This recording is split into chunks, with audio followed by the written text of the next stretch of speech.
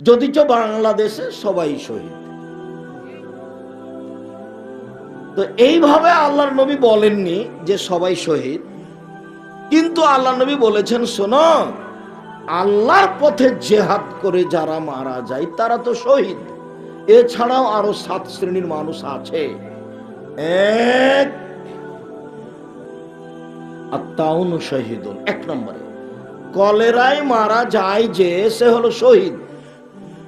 2, অলমাবতুন শহীদুন, পেট ব্যথায় মারা যায় যে সে শহীদ। ওয়াজাতুল জামবে শহীদুন, কেউ যদি টিউমার ব্রেনে হয়েছে, পেটে হয়েছে, এতে মারা যায় তাহলে সে শহীদ। অল গারকু শহীদুন, ডুবে মরলে শহীদ।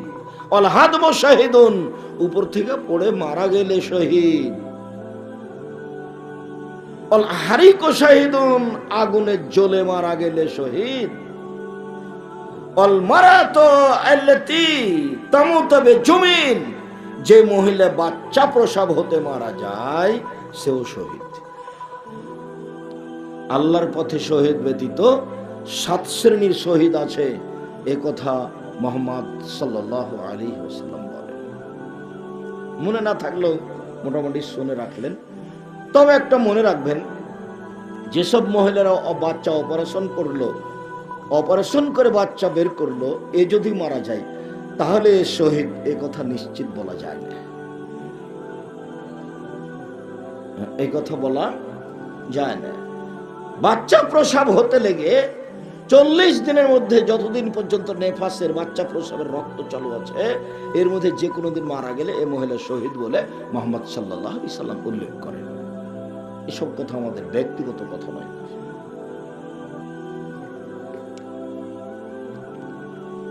সম্মানিত দিনী ভাই বোন, আমরা বিষয়টি খুব ভালোভাবে স্পষ্ট করেছি।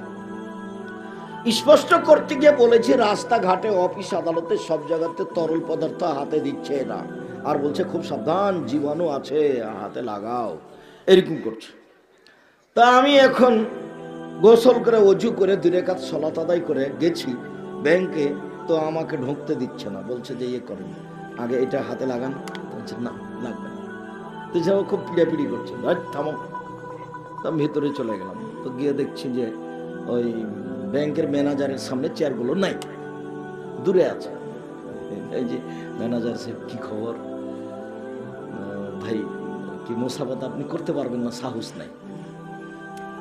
আর পাশে বসে চেয়ার রাখেননি, মানে করোনা আমার কাছ থেকে লাভ দিয়ে আপনার কাছে চলে যাবে, সেজন্য দূরে রেখেছেন। তো ঠিক আছে, দূরে থাক। আপনি শুনে রাখেন ম্যানেজার সাহেব, আল্লাহ নবী বলেছেন, কেউ যদি সালাম দেয় আর মুসাফা করে, তো হাত দুটি পৃথক হওয়ার পূর্বে তার সব পাপ ক্ষমা হয়ে যাবে। এ কথা মুহাম্মদ সাল্লাল্লাহু আলাইহি ওয়াসাল্লাম বলেছেন। আপনি নির্ঘাত বিশ্বাস করুন, ধর্মকে বিকৃত করা হয়েছে এটাকে দই করার জন্য, এই ধর্মকে খাটো করার জন্য। আরে এই ছেলে, তুমি তো একটা ইহুদি খ্রিস্টানের আচরণ গ্রহণ করা বোকা ছেলে, নইলে তোমার মাথায় এভাবে ছাতা চুল থাকে, উপরে একটু চুল আছে, দেখো, বাকি চেঁচায় রেখেছো। এটা কার আদর্শ? এটা খেলোয়াড়, ওকে, ও তো ব্রাজিলের, ও তো আর্জেন্টিনার, তুমি চিনো না ওকে? তো ওকে তুমি আর্জেন্টিনাকে চিনো না, ব্রাজিলকেও চিনো না। তো একটু শুনে রাখো, ওরা ইহুদি, ওরা খ্রিস্টান, ওরা তোমার নবীকে বলে ভুয়া নবী। আর তোমাকে যদি পায় তাহলে কয়েক বালতি পায়খানা গু তোমার মাথায় চাপিয়ে দিবে, আর 2টা লাথি দিয়ে বলবে, ঠিক আছে না, সর সর সর সর। এখনো যদি তোমাকে পাই, এখন যদি পতাকাটা তোমার গাড়ির উপরে থাকে তবুও, আর মাথাতে যদি তুমি ছাতা চুল রাখো তবুও, কেন? তোমাকে বলতে হবে যে আমি এখন থেকে খ্রিস্টান, তাহলে আর কিছু করবে না। তোমাকে বলতে হবে এখন থেকে আমি ইহুদি, তাহলে আর কিছু করবে না। আল্লাহ বলছেন আমাদের নবীকে, লাম তারজা হাত্তা লাম তারজা আনকাল ইয়াহুদান নাসারা হাত্তা তাত্তাবিআ মিল্লাতাহুম। মুহাম্মদ, ইহুদি খ্রিস্টান তোমাকে কোনোদিন মানবে না। মুহাম্মদ, ইহুদি খ্রিস্টান তোমাকে কোনোদিন মানবে না। তুমি ইহুদি হয়ে যাও, তুমি খ্রিস্টান হয়ে যাও, তাহলে মানবে। তা আল্লাহ বলছেন।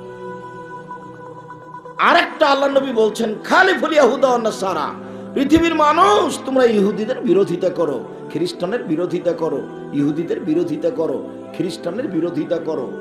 আবার আল্লাহ তাআলা যে বলেছেন কোরআন মাজিদে সূরা ফাতিহা, ওই শেষে আছে গায়রিল মাগযুবি আলাইহিম ওয়ালাদ-দাল্লিন, ইহুদিরা অভিশপ্ত, ওদের পথ দেখায়ও না। খ্রিস্টানেরা ভ্রান্ত, ওদের পথ দেখায়ও না। ইহুদিরা অভিশপ্ত, ওদের পথ দেখায়ও না। খ্রিস্টানেরা ভ্রান্ত, ওদের পথ দেখায়ও না। আমিন। দীর্ঘ সময় ধরে তোমার কাছে কতবার বললাম তুমি একটু কথাটা কবুল করো। দীর্ঘ সময় ধরে তোমাকে কতবার বললাম তুমি একটু কবুল করো। এটা হলো সূরা ফাতিহা। আর ওইটা হলো বিরোধিতা করা। তুমি একটু শোনো, তোমার তো রক্ত নাই, মাংস নাই, সব খালি পুজ আছে তোমার কাছে। খালি তুমি নেতার বলতে পারো অমুকের চরিত্র ফুলের মতো পবিত্র, সিগারেট দিয়ে লাফাতে পারো, তোমার তো আর ধর্মকর্ম নাই, তোমার রক্ত গায়ে নাই, তোমার সব পুজ আছে। যার কারণে তুমি মাথায় ছাতা চুল করেছ, আর তোমার মোটরসাইকেলের সামনে ব্রাজিলের পতাকা দিয়েছ, আর গ্রামের মাথায় বিরাট এক ফেস্টন দিয়েছ গোটা গ্রামবাসী খেলা দেখার জন্য। পৃথিবীতে এর চেয়ে বড় জুয়া নাই। আন্তর্জাতিক খেলা যেটা এখন, এটা যত বড় জুয়া, এত বড় জুয়া পৃথিবীতে আর কোনো খেলা নেই। এটা দেখা তো বহু দূরের কথা, এর পতাকা তো বহু দূরের কথা, এর গল্প যেখানে চলে সেখানে বসে থাকা হারাম। পতাকা তোমার বাড়ির উপরে কেন পেশাব করে দিতে হবে, তাহলে ঠিক হবে। তুমি চিনো একে? আল্লাহর নবী যখন মক্কা থেকে মদিনায় আসলেন, দেখলেন মদিনার লোকেরা মুহররমের 10 তারিখে রোজা আছে। আল্লাহ নবী যখন মক্কা থেকে মদিনায় আসলেন, তখন দেখলেন যে মদিনার লোকেরা মুহররমের 10 তারিখে রোজা আছে। তখন আল্লাহ রাসূল বললেন, কি খবর, মুহররমের 10 তারিখে রোজা থাকো কেন তোমরা, ব্যাপারটা কি? তখন ওরা বলল, আরে এই দিন তো বড় দিন, এই দিনে আল্লাহ মুহররমের 10 তারিখে আল্লাহ ফেরাউনকে ডুবিয়ে দিয়েছেন, মুসাকে বাঁচিয়ে দিয়েছেন, এই দিন হলো বড় দিন, এই জন্য আমরা শুকরিয়া আদায় করি। আল্লাহ তোমার শুকরিয়া আদায় করি, তুমি মুহররমের 10 তারিখে ফেরাউনকে ডুবিয়ে দিয়েছো, মুসাকে বাঁচিয়ে দিয়েছো, এটা বড় দিন, এই দিনে তোমার শুকরিয়া আদায় করো রোজা থেকে। তখন আল্লাহ রাসূল বলছেন, আচ্ছা আচ্ছা ঠিক আছে ঠিক আছে ঠিক আছে, আমিও তোমাদের চেয়ে বেশি হক রাখি, আমিও মুহররমের 10 তারিখে সিয়াম থাকবো, সাহাবীগণ তোমরাও থাকো। তখন সাহাবীগণ বলছেন, বলেন কি আপনি, আমরা মুহররমের 10 তারিখে সিয়াম থাকবো মানে? মুহররমের 10 তারিখ হলো ইহুদি খ্রিস্টানদের বড় দিন, আমরা থাকবো কেন? দিন রাত আপনি বলছেন ওদের বিরোধিতা করো, ওদের বিরোধিতা করো, ওদের বিরোধিতা করো, আর আমরা সিয়াম থাকবো মানে? এটা হতেই পারে না। তখন আল্লাহ রাসূল বলছেন, আচ্ছা আচ্ছা আচ্ছা, হ্যাঁ ঠিক বলেছে ঠিক বলেছে, আচ্ছা আমি যদি সামনে বছর বেঁচে থাকি লাসুমান্না তাসিয়া, তাহলে মুহররমের 9 তারিখও সিয়াম থাকবো। 9 তারিখ হবে বিরোধিতা, আর 10 তারিখ হবে শুকরিয়া। তার জন্য মুহররমের 2 দিন। তুমি তাহলে মুহররমের 2 দিন সিয়াম থাকো, একটা কিসের জন্য? 9টা কিসের জন্য? বিরোধিতা। 10টা কিসের জন্য? শুকরিয়া। তুমি এটা করো, আর এখানে কখন কখন তুমি ব্রাজিলের লোক হয়ে গেছো, তোমার মাথার উপরে ছাতা চুল, আর তোমার বাড়িতে পতাকা, আর গ্রামের মাথায় ফেস্টন। তুমি আমার অবস্থা বুঝতে পারছো না। তোমাকে যদি আমি ওইভাবে পাই ফেস্টন অবস্থা, তাহলে আমি যে তোমার অবস্থাটা কি করবো আমি নিজেও বুঝবো। আল্লাহ রহম করো, তুমি বুঝতে পারো নি কখন কখন ইহুদি হয়ে গেছো, খ্রিস্টান হয়ে গেছো, ওর শিষ্টাচার গ্রহণ করেছে। ওকে তুমি চিনতে পারিনি, ও ইহুদি, ও খ্রিস্টান, আর হলো জুয়া।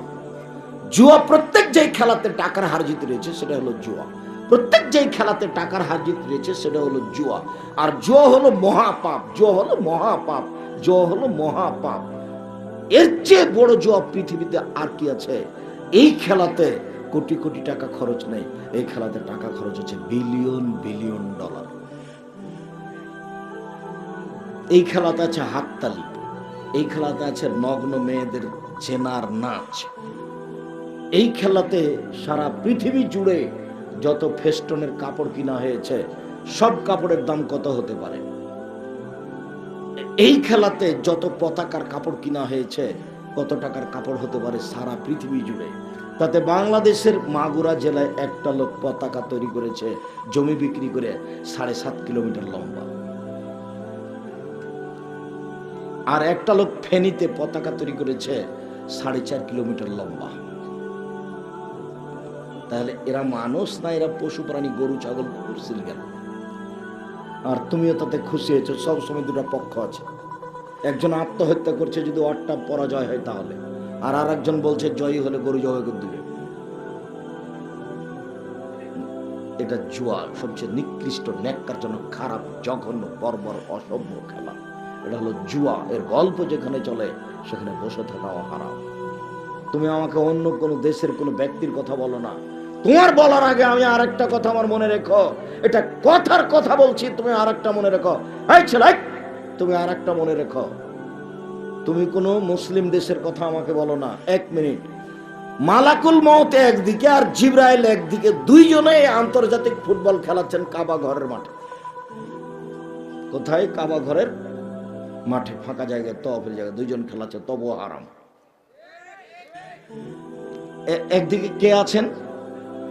জিবরাইল আলাইহিস সালাম, আর একদিকে মালাকুল মউত আজরাইল আলাইহিস সালাম। খেলছেন কোথায়? কাবা ঘরে, তবুও হারাম। এটা জুয়া, এটা হারাম। মহান আল্লাহ বলেন, সানুআযিবুহুম মাররাতাইন, পৃথিবীর মানুষ শুনে রেখো, আমি তোমাদেরকে কবরে বারবার শাস্তি দিব। সুম্মা ইউরাদ্দুনা ইলা আযাবিন আযীম, এরপরে তাদেরকে আমি বড় শাস্তি জাহান্নামে নিয়ে যাব। কবর যত কঠিন, কিয়ামত তার চেয়ে অনেক অনেক অনেক বেশি কঠিন। কিয়ামত যত কঠিন, জাহান্নাম তার চেয়ে অনেক অনেক অনেক বেশি কঠিন। পৃথিবীর মানুষ শুনে রেখো, আমি মানুষকে কবরে বারবার শাস্তি দিব, এরপরে তাকে কঠিন শাস্তিতে নিয়ে যাব, জাহান্নামে দিব। কবর যত কঠিন, কিয়ামত তার চেয়ে অনেক বেশি কঠিন। কিয়ামত যত কঠিন, জাহান্নাম তার চেয়ে অনেক অনেক অনেক বেশি কঠিন। কি দিয়ে বুঝায় আপনাকে আমি কবর কত কঠিন? কি দিয়ে বুঝায় আপনাকে আমি বিচারের মাঠ কত কঠিন? কি দিয়ে বুঝায় আপনাকে আমি জাহান্নাম কত কঠিন? আল্লাহর নবী প্রত্যেক দিন সালাম ফেরার পূর্বে জাহান্নাম থেকে বাঁচতে চাইতেন। বলতেন, আল্লাহুম্মা ইন্নী আউযু বিকা মিন আযাবি জাহান্নাম। আল্লাহ, আমি তোমার কাছে জাহান্নামের শাস্তি থেকে বাঁচতে চাই। আউযু বিকা মিন আযাবিল কবরে, তোমার কাছে আমি কবরের শাস্তি থেকে বাঁচতে চাই। তুমি আমাকে জাহান্নাম থেকে বাঁচাও, তুমি আমাকে কবরের শাস্তি থেকে বাঁচাও, তুমি আমাকে দাজ্জালের ফিতনা থেকে বাঁচাও। আউযু বিকা মিন ফিতনাতিল মাহি ওয়াল মামাতে, ইহকালের বিপদ, পরকালের বিপদ, ইহকালের বিপদ, পরকালের বিপদ থেকে বাঁচাও। আউযু বিকা মিনাল মাসাব ওয়াল মাগরাম, তুমি বাঁচাও আমাকে বড় পাপ হতে, ঋণ কর্য হতে। তুমি বাঁচাও আমাকে বড় পাপ হতে, ঋণ কর্য হতে। আমার ঋণ কর্য হয় না জানো? যার ঋণ আছে তার জানাজা হবে না। ব্যাংকে লোন নিয়ে 5 তলা বাড়ি করেছে, বউ খুশি, বেটিও খুশি, বেটাও খুশি। তো এখন মরে গেছে, তো জানাজা কে করবে? বলে ইমাম সাহেব করবে। তো করে দিয়েছে, তো জানাজা তো হয়েই গেল। তো ইমাম সাহেব তো জানে না যে ঋণ না থাকলে, ঋণ থাকলে জানাজা হবে না। আর নাহলে ইমাম সাহেবকে 1,500 টাকা দিয়েছে, ইমামতি করে দিয়েছে। আল্লাহ রাসূল বলছেন জানাজাকে সামনে, এই শোনো, এর ঋণ আছে নাকি? বলে জি হ্যাঁ। তো থাকো, আমি যে চলে গেলাম। আর জানা যায় না, ঋণ থাকলে আর জানা যায় না। আপনি বুঝতে পারেননি। আমি আপনাকে বলেছি চকলেট দিয়ে ব্যবসা শুরু করেন, লোন নেওয়া লাগবে না। তারপরে কি? কলা, লোন নেওয়া লাগবে না। তারপরে কি? কাপড়, লোন নেওয়া লাগবে না। ধনী হতে কতদিন সময় লাগবে? প্রায় 30 বছর। তা আমি যে একদিনই ধনী হতে চাচ্ছি, কি করতে হবে? তো তুমি তো হিরোইন কিনেছো কলকাতায়, বিক্রি করেছো ঢাকায়। আমি তো এটা কোনোদিন বলিনি, আমি এটা বলিও না। লোন নিয়ে ব্যবসা আমি করব না, আমি তো চকলেট দিয়ে করব। আরে চকলেট দিয়ে ব্যবসা করব কেন? আমার বাপের জমিদারি আছে, নওগাঁ জেলায় বাড়ি, 10 বিঘা জমি বিক্রি করে কোটি টাকার ব্যবসা করো। হ্যাঁ, বাপের বেটা আছো, করো না তুমি। আমি তো সেটাই চাচ্ছি। আমি তো শ্বশুরের কাছে টাকা নিতে নিষেধ করেছি। আমি বলেছি যৌতুক হারাম। ভিক্ষা করার টাকা দিয়ে চাউল কিনে ভাত খেয়ে বাদাত কবুল হবে। শ্বশুরের কাছে টাকা নিয়ে ওই টাকা দিয়ে চাউল কিনে ভাত খেয়ে বাদাত কবুল হবে না। 24 ঘন্টার মধ্যে শ্বশুরের বাড়ি থেকে যা কিছু আছে, সাইকেল আছে, ফার্নিচার আছে, ঘড়ি আছে, কাপড় চোপড় আছে, আগামীকাল সন্ধ্যা হতে হতে সব ফেরত দিতে হবে। কাপুরুষ বাপ বেটা ভিক্ষা রেখাও। নওগাঁ জেলায় বাড়ি, যদি গ্রামে ভিক্ষা না দেয় তাহলে বাপ বেটা চলে যাও ট্রেন স্টেশনে, নওগাঁ জেলা ওই যে সান্তাহারে চলে যায়। সকালে যাবে, বিকালে ফিরে বাপ বেটা এভাবে ভিক্ষা চাইবে, মানুষ দিয়ে ভিক্ষা করে খাও। দেখো তোমার বাপের মুখের দিকে মুখখান কালো হয়ে আছে, টাকা নিয়েছো কেন? কেন নিবা? ফার্নিচার কেন নেবো? ভিক্ষে করে খাও। মানুষের বাড়িতে কাজ করে করে ফার্নিচার করো। শ্বশুরের কাছে টাকা নিয়েছো কেন? কাপুরুষ, কাপুরুষের সন্তান কাপুরুষ। তুমি কাপুরুষ, তোমার বাপ কাপুরুষ। তুমি ভিক্ষা করে খাও, তোমার বাপ ভিক্ষা করে খাও। বাপ বেটা ভিক্ষা করে খাও। তোমাকে ঘৃণা করি, তোমার স্বভাবকে ঘৃণা করি, তোমার বাপের স্বভাবকে ঘৃণা করি, মানুষই মনে করি না।